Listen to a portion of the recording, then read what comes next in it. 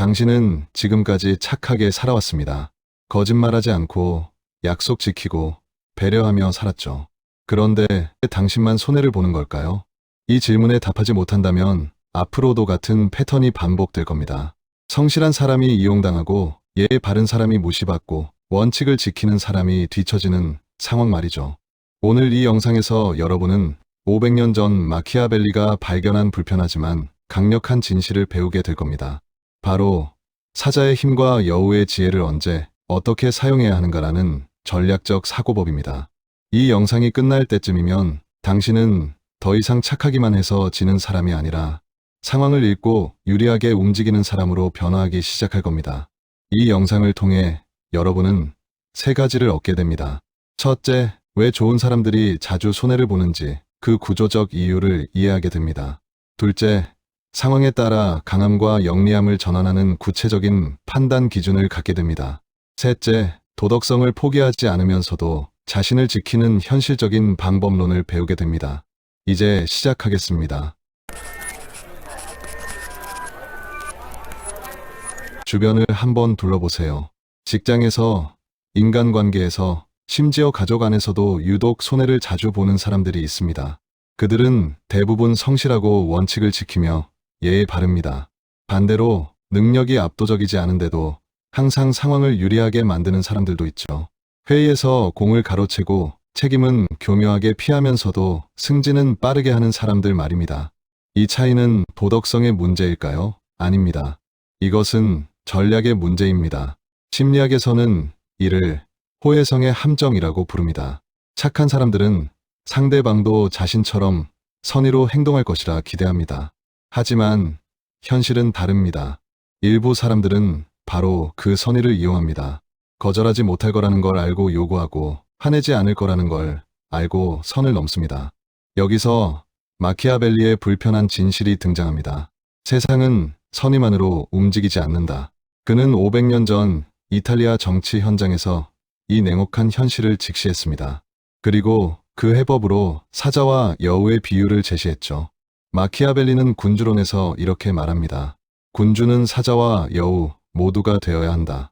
사자는 늑대를 물리칠 수 있지만 함정을 알아채지 못하고 여우는 함정을 알아채지만 늑대를 물리칠 수 없다. 이 말을 현대적으로 풀어보겠습니다. 사자의 힘은 무엇일까요? 직설적이고 단호한 태도입니다. 경계를 넘는 공격을 즉각 차단하는 능력이죠. 무시당하거나 착취당하거나 선을 넘는 요구를 받았을 때 명확하게 아니오라고 말할 수 있는 힘입니다. 사자는 협상하지 않습니다. 그냥 선을 긋습니다. 반면 여우의 지혜는 다릅니다. 여우는 함정을 먼저 감지하는 눈을 가졌습니다. 직접 충돌하지 않고 우회하는 전략을 씁니다. 말의 뉘앙스, 타이밍, 거리 조절을 통해 위험을 미리 피하는 능력이죠. 여우는 싸우기 전에 이미 판을 읽습니다. 그런데 중요한 건 이겁니다. 문제는 착함 자체가 아니라 상황에 맞는 얼국을 쓰지 못하는 고정된 태도라는 점입니다. 늘 사자처럼만 행동하면 불필요한 적을 만들고 에너지를 소진합니다. 늘 여우처럼만 행동하면 언젠가 경계가 무너지고 심각한 침해를 당하게 됩니다. 진짜 힘은 전환 능력에서 나옵니다. 신경과학 연구에 따르면 인간의 뇌는 위협 상황에서 두 가지 반응 체계를 가지고 있습니다. 편도체는 즉각적인 투쟁 도피 반응을 일으키고 전전두엽은 상황을 분석하고 전략을 세웁니다. 사자는 편도체의 언어이고 여우는 전전두엽의 언어입니다. 둘 다 필요합니다.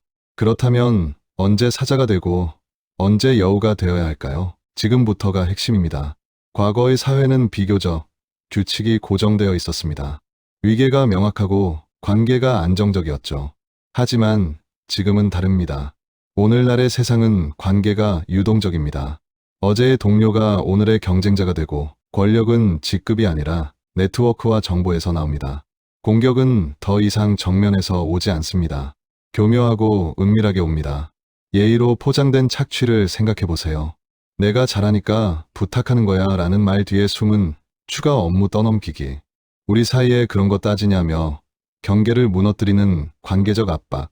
좋은 사람이라는 이미지를 이용해 계속 무언가를 요구하는 패턴들 말입니다. 조직 심리학자 애덤 그랜트는 기브 앤 테이크에서 흥미로운 사실을 발견했습니다. 베푸는 사람인 기버 중에서 가장 성공한 사람과 가장 실패한 사람이 모두 나온다는 겁니다. 차이는 무엇일까요? 성공한 기버는 전략적으로 베풀고 실패한 기버는 무분별하게 베풉니다. 바로 여기에 사자와 여우의 원리가 적용됩니다. 성공한 기버는 언제 사자처럼 선을 긋고 언제 여우처럼 거리를 두어야 하는지 압니다.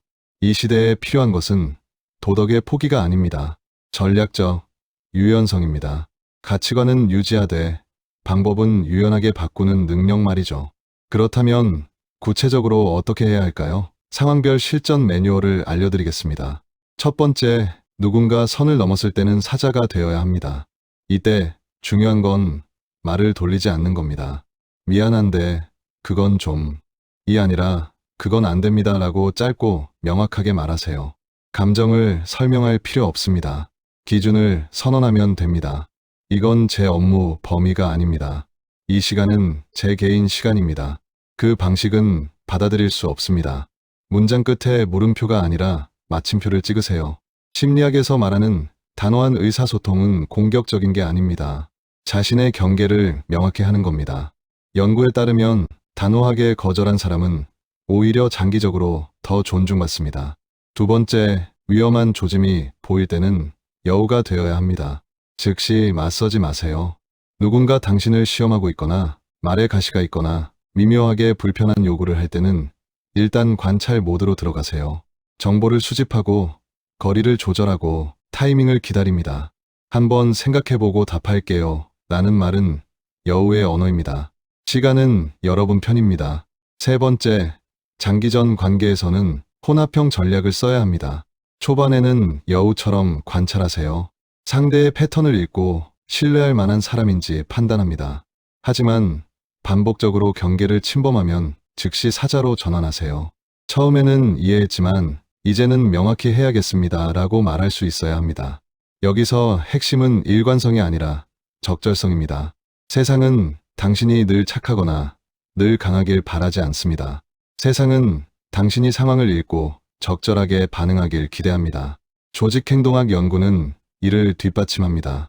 가장 영향력 있는 리더는 따뜻함과 강함을 상황에 맞게 전환할 줄 아는 사람들이었습니다. 늘 따뜻하기만 한 리더는 존경받지만 영향력이 약했고, 늘 강하기만 한 리더는 두려움을 받지만 협력을 얻지 못했습니다. 이제 정리하겠습니다. 현명한 사람은 늘 착하지 않고 늘 강하지도 않습니다. 대신 언제 어떤 얼굴을 써야 할지 압니다.